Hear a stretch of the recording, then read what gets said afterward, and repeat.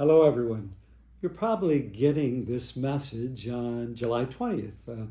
I'm doing it a couple days early, but you'll receive it. And of course, like many people, you may not see it for 2 or 3 days later. Hopefully, you will at some point in time. But anyway, here's my question. Do you know in the Catholic Church, whether you're Catholic or not, whose feast day is this coming Saturday, July 22nd?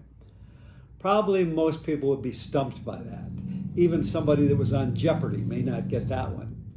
But the feast day actually, and it won't be fully celebrated so much this year because in the evening we celebrate the very next day, the Sunday of the ordinary time. But July 22nd, the feast day, is the feast of Saint Mary Magdalene. Now here's another question. For you, what does the name Mary Magdalene conjure up? What do you know about her? What do you think about her? Again, talking to a lot of people in times past, hopefully it's transitioning, that people thought of her as the fallen woman, that somehow Jesus forgave and lifted her up and she followed him out of great love for his mercy shown upon her.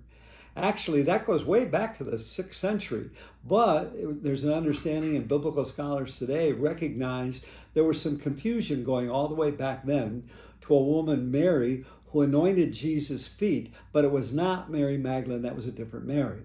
So when we look at the scripture, the first time we hear of Mary Magdalene is that when she's with some other women following Jesus and says that he exorcised, took 7 demons out of her. And that's when we first come to know her and she follows Jesus. Now there again, what does that mean? And that could conjure up for people who've been around a while, the exorcist, and say, whoa, what did that mean? More than likely, when the biblical scholars look and people look at even medicine of the day, that we would probably identify it as some sort of mental illness, something not aright in her. And the reality that Jesus was a divine physician. Jesus healed her of that, especially because that would have been seen, first of all, as a spiritual malady.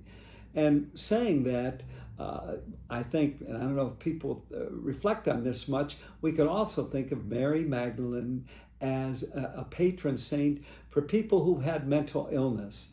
It's not often spoken about that way, but when we think about how when Jesus healed her, she then followed Jesus very closely and they came to be very good friends.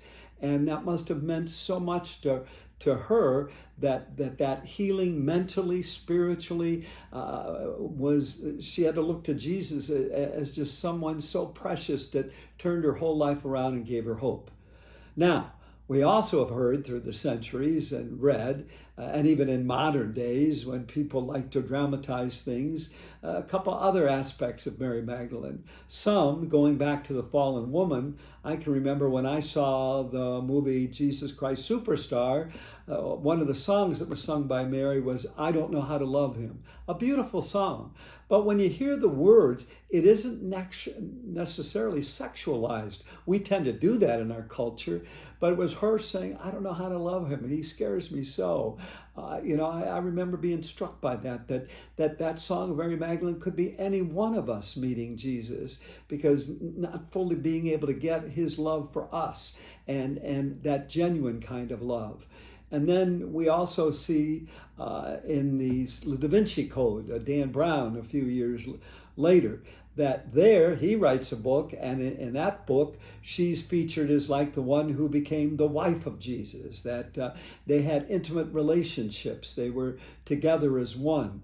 There again, there's no record of that in Scripture, but it made for an interesting story and sold a lot of books. When we look at that, that's why we need to come back to a sense of what's Mary's primary inspiration for us.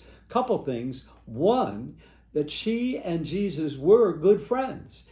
People can be good friends then and now and not necessarily have it sexualized in any way.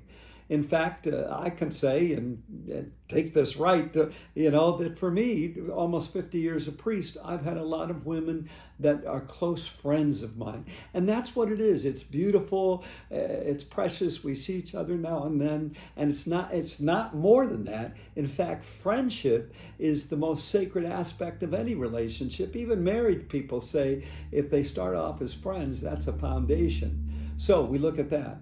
Another thing that's coming out today to emphasize, especially by Pope Francis and the church, is that Mary Magdalene was the one to be at the crucifixion, watch Jesus die, to go to the tomb, see the empty tomb, and to experience the risen Lord. And so then the risen Lord in John's gospel told her to go back and talk to the apostles and tell them that he was arisen. So today, one of the terms often used is she was an apostle to the apostles. She was reaching out in a time in which, in a very patriarchal culture, women weren't seen as being able to be necessarily give witnesses in a trial. But Jesus, again, transcending all the stereotypes and prejudices of his own day, it was Mary Magdalene he reached out to as the good friends they were, and she did go and tell the others, even though some didn't believe her right away. I want to tell one final quote that comes from John's gospel that has always meant a lot to me, and it's this. Mary Magdalene had been at the tomb with John and Peter. They had gone away. She had seen some angels in the tomb, but she didn't find Jesus. And then it goes on with this point. When she had said this to the angels, then she turned around and saw Jesus there, but did not know it was Jesus. Jesus said to her, "Woman, why are you weeping? Whom are you looking for?" She thought it was the gardener and said to him, "Sir, if you carried him away, tell me where you laid him, and I will take him." Jesus said to her, "Mary." She turned and said to him in Hebrew, "Rabboni," which means teacher. Jesus said to her, "Stop holding on to me, for I have not yet ascended to the Father. But go to my brothers and tell them, I am going to my Father and your Father, to my God and your God." Mary of Magdala went and announced to the disciples, "I have seen the Lord," and what he told her. Again, that passage just shows, in addition to Jesus is alive, it shows their very close friendship too. And friendship, we all ought to see that as sacred. It may not be a sacrament like marriage, but in some way, all of us as baptized believers or just as human beings, whatever your faith, friendship, deep, rich, beautiful friendship is sacred.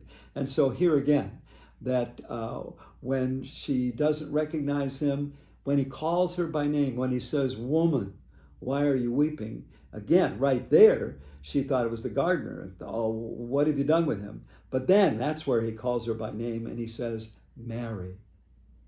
And then she says, "Rabboni," which means teacher, which also is a beautiful expression. Mary Magdalene and Jesus were good friends. Mary Magdalene followed along Jesus with some of the other male disciples, and she saw Jesus as her teacher. And now her teacher and friend risen from the dead, and she could celebrate that because they called each other by name. And just the way they spoke that name, they knew the expression of love they gave to each other. And she went forth and kept that love going and passed it on and passed it on. So, Mary Magdalene, a beautiful example for all of us, male and female, of being an apostle proclaiming the love of Jesus. Thanks for listening.